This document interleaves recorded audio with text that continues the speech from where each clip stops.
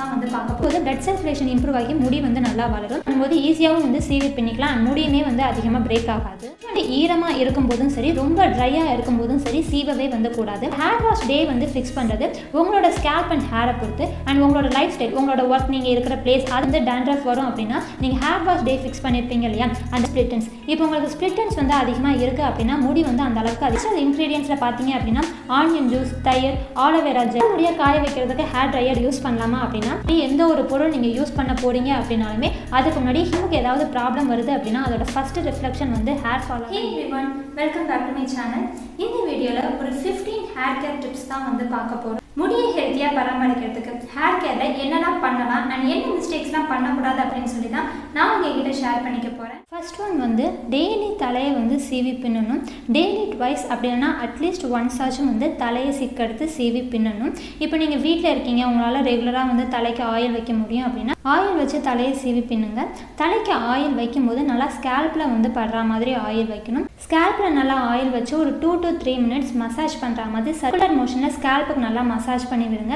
இப்படி பண்ணும்போது blood circulation improve ஆகி முடி வந்து நல்லா வளரும். நீங்கள் தலைக்கு ஆயில் வைக்கும் போது ஸ்கேல்பில் மட்டும் இல்லாமல் உங்கள் முடியோட நுனி முடி பகுதி இருக்கு இல்லையா, அதுலேயுமே வந்து ஆயில் வச்சு மடித்து போடுறது வந்து நல்லது. நுனி முடி பிரேக் ஆகாமல் இருக்கிறதுக்கும், கலர் சேஞ்ச் ஆகாமல் ஒரு மாதிரி சாம்பல் நிறமாக மாறும் இல்லையா, அப்படி ஆகாமல் இருக்கிறதுக்கும், ட்ரை ஆகி ஸ்பிளிட்டன்ஸ் வராமல் இருக்கிறதுக்கும் இப்படி நுனி முடியில் ஆயில் தேய்ச்சி மடித்து ஹேர் பேண்ட் போடலாம். நெக்ஸ்ட் ஒன், நீங்கள் இப்போ லூசரில் தான் வந்து இருக்கீங்க அப்படின்னா தூங்க போக்குறதுக்கு முன்னாடி, அதாவது படுக்கிறதுக்கு முன்னாடி தலையை சீவி பிரைட்ஸ் போட்டுக்கிட்டு வந்து படுங்க. முடி பிரேக் ஆகாமல் இருக்கிறதுக்கும், அதிகமாக சிக்காகி அதனால் முடி கொட்டாமல் இருக்கிறதுக்கும் படுக்கிறதுக்கு முன்னாடி தலையை சீவி பிரைட்ஸ் போட்டுக்கிட்டு படுக்கிறது நல்லது. நெக்ஸ்ட் வந்து நீங்கள் ஜடை பின்னும்போது ரொம்ப டைட்டாக வந்து பின்னக்கூடாது. முடி வந்து கலையாமல் இருக்கணும் அப்படின்னு சொல்லிட்டு ரொம்ப இறுக்கமாக இழுத்தெல்லாம் வந்து பின்னுவாங்க. அப்படி பண்ணும்போது அங்கே இருக்கிற முடி வந்து பிரேக் ஆகிறதுக்கும் வீக் ஆகி கொட்டுறதுக்குமே வந்து சான்சஸ் உண்டு.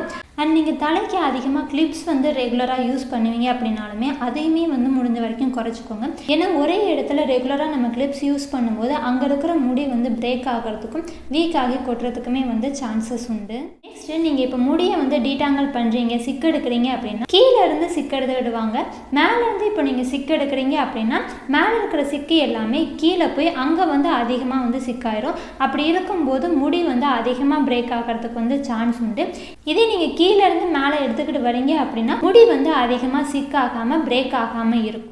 வந்து இப்போ நீங்கள் ஹேர் வாஷ் பண்ணிவிட்டு முடியை சிக்கெடுக்க போகிறீங்க, இல்லைனா லூசரில் வந்து வெளியே போயிட்டு வந்துட்டு முடி ரொம்ப அதிகமாக சிக்காயிடுச்சு அப்படின்னு சொல்லி அப்போ நீங்கள் சீவ போகிறீங்க அப்படின்னா முடிஞ்ச வரைக்கும் முதல்ல கையால் எந்த அளவுக்கு சிக்கெடுக்க முடியுமோ அது மாதிரி பிரித்து எடுத்துருங்க. அப்படி எடுத்துகிட்டு பெரிய சீப்பு எடுக்கணும், கேப் வந்து அதிகமாக வச்சு அந்த மாதிரியான சீப்பை வச்சு சிக்கை எடுத்துகிட்டு அதுக்கப்புறமா நார்மல் சீப்பு வச்சு சீவுங்க. அப்படி இல்லை ரொம்பவே வந்து சிக்காக இருக்குது அப்படின்னா முடியை வந்து பார்ட்டிஷன் எடுத்து கொஞ்சம் கொஞ்சமாக பிரித்து சிக்கு எடுத்துகிட்டு அதுக்கப்புறமா சீவி பின்னுங்க. இப்படி பண்ணும்போது ஈஸியாகவும் வந்து சீவி பின்னிக்கலாம். அண்ட் முடியுமே வந்து அதிகமாக பிரேக் ஆகாது. வந்து முடி ரொம்ப ஈரமாக இருக்கும்போதும் சரி, ரொம்ப ட்ரையாக இருக்கும்போதும் சரி சீவவே வந்து கூடாது. அப்படி சீவும் போது முடி இன்னுமே வந்து சிக்காகி கொட்ட தான் செய்யும். இப்போ ஈரமாக இருக்குது அப்படின்னா முடியை நல்லா காய வச்சுட்டு சீவுங்க. இப்போ ரொம்ப ட்ரையாக இருக்குது, நல்லா காய வச்சுட்டிங்க, இப்போ முடி வந்து ரொம்ப ட்ரையாக இருக்குது அப்படின்னா லைட்டாக வந்து கோகோனட் ஆயிலோ இல்லைனா நீங்கள் ஹேர் சீரம் வந்து யூஸ் பண்ணுறீங்க அப்படின்னாலும் அந்த சீரம் வந்து தடவி சிக்கெடுத்து சீவுங்க. ஏன்னா முடி வந்து ட்ரையாக இருக்கும்போது நம்ம சீவனோம்னா ரொம்பவே வந்து சிக்காயிரும். ஆயிலோ சீரமோ நம்ம வந்து தேய்ச்சிட்டு சிக்கெடுக்கும் போது ஸ்மூத்தாகவும் வந்துடும். அண்ட் முடியுமே வந்து அதிகமாக பிரேக் ஆகாது. நெக்ஸ்ட் வந்து ஹேர் வாஷ் வீக்லி ஒரு 2 to 3 times வந்து ஹேர் வாஷ் பண்ணுறது வந்து நல்லது. இந்த ஹேர் வாஷ் டே வந்து ஃபிக்ஸ் பண்ணுறது உங்களோட ஸ்கேல்ப் அண்ட் ஹேரை பொறுத்து அண்ட் உங்களோட லைஃப் ஸ்டைல், உங்களோட ஒர்க், நீங்கள் இருக்கிற பிளேஸ் அதை பொறுத்து வந்து ஹேர் வாஷ் டே வந்து ஃபிக்ஸ் பண்ணிக்கோங்க. 2 days once or 3 days once இதில் எது வந்து உங்களுக்கு ஓகேவாக இருக்கும் அப்படின்னு சொல்லி பார்த்து ஹேர் வாஷ் டேவை வந்து ஃபிக்ஸ் பண்ணிக்கோங்க. மினிமம் வீக்லி வந்து ஒரு 2 to 3 times கண்டிப்பாக ஹேர் வாஷ் பண்ணி ஸ்கேல்ப்பை க்ளீனாக வச்சுக்கிறது வந்து நல்லது. நெக்ஸ்ட் வந்து டேண்ட்ரஃப். இப்போ உங்களுக்கு அடிக்கடி வந்து டேண்ட்ரஃப் வரும் அப்படின்னா நீங்கள் ஹேர் வாஷ் டே ஃபிக்ஸ் பண்ணியிருப்பீங்க இல்லையா, அந்த ஹேர் வாஷ் டேவை வந்து ஸ்கிப் பண்ணிடவே கூடாது. ரெகுலராக நீங்கள் ஹேர் வாஷ் பண்ணி உங்களோட ஸ்கேல்ப்பை க்ளீனாக வச்சுருந்தாலே மேக்ஸிமம் வந்து டேண்ட்ரஃப் வராது. இப்போ உங்களுக்கு டேண்ட்ரஃப் இருக்குது அப்படின்னா டேண்ட்ரஃப்னு தனியாக ஷாம்பூஸ் இருக்கும் இல்லையா, அதில் வந்து உங்களுக்கு எது செட் ஆகுது, எது வந்து உங்களுக்கு ரிசல்ட் கொடுக்குது அப்படின்னு சொல்லி பார்த்து அதை வந்து ரெகுலராக யூஸ் பண்ணுங்கள். அப்படி இல்லைன்னா வீட்லேயே வந்து நேச்சுரலாக ஹேர் மாஸ்க் ஏதாவது ரெடி பண்ணி அதையுமே வந்து யூஸ் பண்ணலாம். ஓவராலாக வந்து நம்ம ஸ்கேல்பை க்ளீனாக வச்சுக்கிட்டு இருக்கோம் அப்படின்னாலே வந்து டேண்ட்ரஃபை வந்து வராமல் கண்ட்ரோல் பண்ண முடியும். நெக்ஸ்ட்டு வந்து ஸ்ப்ளிட் எண்ட்ஸ். இப்போ உங்களுக்கு ஸ்ப்ளிட் எண்ட்ஸ் வந்து அதிகமாக இருக்குது அப்படின்னா முடி வந்து அந்த அளவுக்கு அதிகமாக வளராது. அது மட்டும் இல்லாமல் ஹெல்த்தியாகவும் இருக்காது. ஸோ இப்போ உங்களுக்கு ஸ்ப்ளிட் எண்ட்ஸ் இருக்குது அப்படின்னா ஃபர்ஸ்ட் அது எந்த அளவுக்கு இருக்குது அப்படிங்கிறத பார்த்து முடியை கட் பண்ணவோ இல்லைனா ட்ரிம் பண்ணவோ வந்து செய்யுங்க. இப்போ நீங்கள் ஒன்ஸ் அதை ட்ரிம் பண்ணிட்டீங்க அப்படின்னா அது மட்டுமே வந்து போதாது.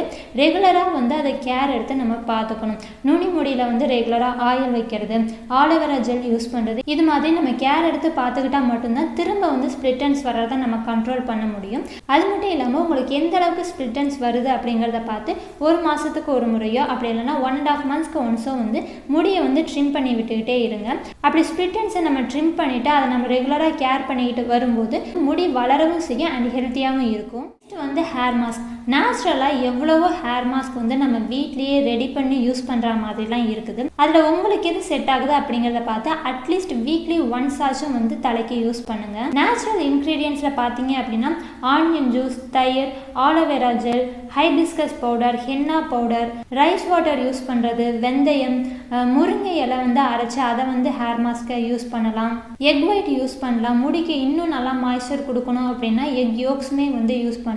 இப்படி நிறைய இன்க்ரீடியன்ட்ஸ் வந்து நம்ம ஹேர் பேக்காக யூஸ் பண்ணலாம். இதில் உங்களுக்கு எது வந்து செட் ஆகுது அப்படிங்கிறத பார்த்து, ஏன்னா சில இன்க்ரீடியன்ட்ஸ் வந்து அவங்களோட ஸ்கின்னுக்கு வந்து ஒத்துக்காமல் போகலாம், அப்படி இல்லைன்னா உடம்புக்கு ஒத்துக்காமல் போகலாம். ரொம்ப கூலிங்கான இன்க்ரீடியன்ட்ஸ்லாம் வந்து உடம்புக்கு ஒத்துக்காமல் போகலாம். ஸோ இப்படி உங்களுக்கு எது செட் ஆகும் அப்படிங்கிறத பார்த்து வீக்லி ஒன்ஸ் ஆச்சும் வந்து ஹேர் மாஸ்க் யூஸ் பண்ணுங்கள். நெக்ஸ்ட் வந்து ஹேர் வாஷ்க்கு முன்னாடி தலைக்கு ஆயில் வைக்கிறது. இப்போ நீங்கள் ரெகுலராக ஆயில் வச்சுட்டு இருக்கீங்க அப்படின்னாலுமே சரி, ஹேர் வாஷ்க்கு முன்னாடி தலைக்கு ஆயில் வச்சு மசாஜ் பண்ணி ஹேர் வாஷ் பண்ணலாம்.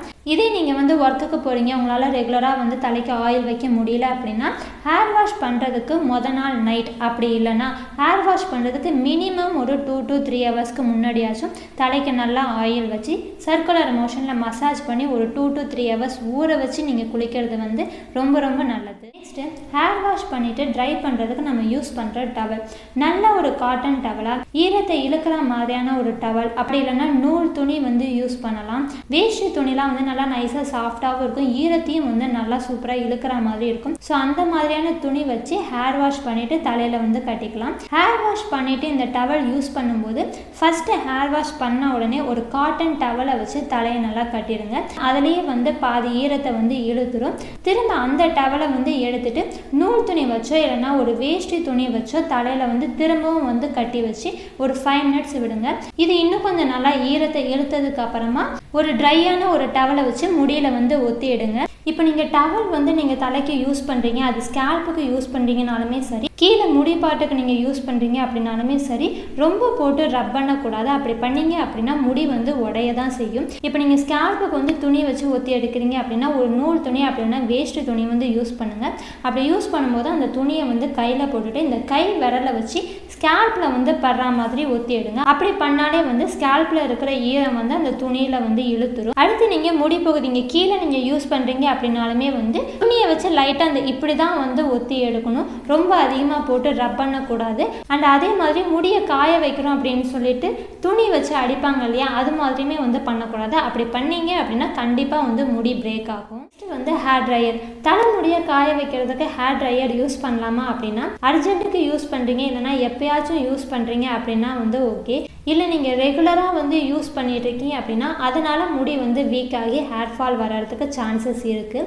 அதுவும் நீங்கள் யூஸ் பண்ணுற ஹேர் ட்ரையர்லேருந்து வர காற்று வந்து ரொம்ப ஹீட்டாக வருது அப்படின்னா அந்த ஹீட்னால வந்து முடி வீக் ஆகி ஹேர் ஃபால் இஷ்யூஸ் வந்து வரலாம். ஸோ நீங்கள் ஹேர் ட்ரையர் வாங்கினீங்க அப்படின்னா ரொம்ப அதிகமாக ஹீட் வராத மாதிரியான ஹேர் ட்ரையராக வந்து பார்த்து வாங்கலாம். அப்படி நீங்கள் வாங்கி யூஸ் பண்ணுறீங்கனாலுமே ஹேர் ட்ரையரை வந்து கிட்ட வச்சு யூஸ் பண்ணாமல் கொஞ்சம் தூரத்தில் வச்சு யூஸ் பண்ணுங்கள். அப்படி தூரத்தில் வச்சு யூஸ் பண்ணும்போது அந்த ஹீட்டான காற்று ஸ்கேல்பில் வந்து ரொம்ப அதிகமாக படாதப்போ முடியை வந்து கொஞ்சம் பாதிக்காமல் இருக்கும். ஸோ முடிஞ்ச வரைக்கும் ஹேர் ட்ரையர் யூஸ் பண்ணுறதை வந்து கம்மி பண்ணிக்கிட்டு வெயிலையோ இல்லைனா ஃபேன் காற்றுலையோ வந்து காய வச்சுக்கோங்க. அதுதான் வந்து சேஃபான ஒன்றும் கூட. நெக்ஸ்ட்டு வந்து நீங்கள் இப்போ தலைக்கு வந்து ஸ்ட்ரெயிட் ஸ்ட்ரைட்னர் யூஸ் பண்ணுறீங்க, கர்லர் யூஸ் பண்ணுறீங்க அப்படின்னா அது யூஸ் பண்ணுறதுக்கு முன்னாடி கண்டிப்பாக முடியல நீங்கள் ஹீட் ப்ரொடெக்டர் அப்ளை பண்ணிட்டு தான் வந்து யூஸ் பண்ணணும். எப்பயாச்சும் ஒரு முறை தானே அப்படின்னு சொல்லிட்டு நீங்கள் ஹீட் ப்ரொடெக்டர் நீங்கள் அப்ளை பண்ணாமல் ஸ்ட்ரைட்னரை கொண்டு போய் நேராக நீங்கள் முடியல வைக்கிறீங்க அப்படின்னா கண்டிப்பாக முடி அதிகமாகவே கொட்டும். சும்மா ஒரு முறை தானே எப்பயாச்சும் தானே அப்படின்னு சொல்லிட்டு கூட நீங்கள் வந்து ஹீட் ப்ரொடெக்டரை வந்து ஸ்கிப் பண்ணிடக்கூடாது.